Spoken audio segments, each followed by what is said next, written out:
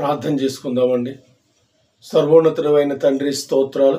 ఉదయకాలం మరి సన్నిధిలా కూడి ప్రార్థించడానికి నువ్వు ఇచ్చిన మహాకృపను బట్టి నేను స్తుతిస్తున్నాం, ఘనపరుస్తున్నాం. నేడు దినమంతా మా పనుల్లో ప్రయాణ సంస్థలని సహాయం మాకు తోడుగా ఉంచు. తిరిగి మరల ఉదయకాలం ఎలాగో నిన్ను స్తుతించి ఆరాధించే భాగ్యం అనుగ్రహించినందుకు స్తోత్రాలు. ఉదయకాలం మీ ప్రార్థనలు ఎక్కిపించిన ప్రతి ఒక్కరిని జ్ఞాపకం చేసుకోండి.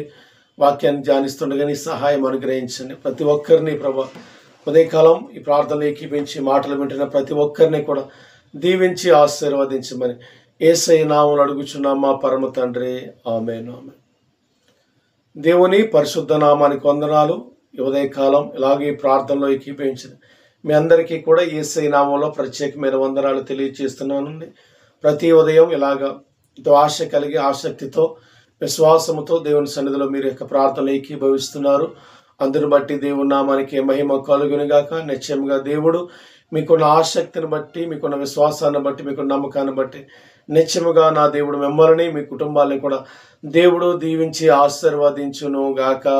ఆమేన్, ఆమేన్, ఆమేన్. ఈరోజు దేవుని యొక్క వాక్యాన్ని మనం చదువుకుందామండి. యోహాను సువార్త 10వ అధ్యాయం 11వ వచనములో ఉంది, నేను గొర్రెలకు మంచి కాపరిని, మంచి కాపరి తన గొర్రెల కొరకు తన ప్రాణం పెట్టును. మనం ఆరాధిస్తున్న దేవుడు ఎవరంటే పిల్లరా, మంచి కాపరి. మంచి కాపరి. కాపరి అంటే పిల్లరా, ఒక వ్యక్తిని, ఒక కుటుంబాన్ని, ఒక సమాజాన్ని బాధ్యత కలిగి వారిని చూసుకునే లేదా కాపాడే వారినే కాపరి అంటారు. కాపరి అనే మాటకు అర్థం ఏంటంటే కాపాడేవారు, కాపాడేవారు. ఎందుకంటే పిల్లలు మనం ఈ లోకంలో మనం జీవిస్తున్నప్పుడు ఎన్నో సమస్యలు, ఎన్నో నిందలు, ఎన్నో ప్రతికూలమైన పరిస్థితులు, ఎన్నో అవమానాలకు మనకి ఎదురవుతూ ఉంటాయి. ఎన్నో అవమానాలు మనకి ఎదురవుతూ ఉంటాయి పిల్లలు. ఎన్నో కష్టాలు మనకి ఎదురవుతూ ఉంటాయి. శ్రమలు మనకి ఎదురవుతూ ఉంటాయి.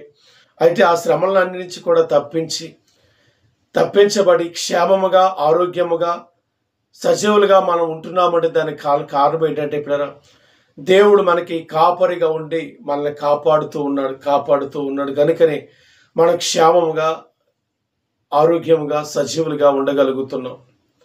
బైబిల్ గ్రంథంలో మనం చూసినట్లయితే షద్రెక్, మెషక్, అబేద్నెగోలను ఆనాడు ఉన్న ఆ రాజు, ఆ సమాజం, ఆ ప్రజలు అగ్నిగుండంలో వేసేసారండి. అగ్నిగుండంలో 7 అంతలు గల అగ్నిగుండం మండుచున్న వేడిములో ఆ ముగ్గురుని వేసేస్తే దేవుడు చూస్తూ ఊరుకోలేదండి. కాపరి అంటే ఎలా ఉంటారంటే ఆ అగ్నిగుండంలోనికి దేవుడే దిగి వచ్చేసాడండి వారిని కాపాడడానికి. అదండి కాపరి యొక్క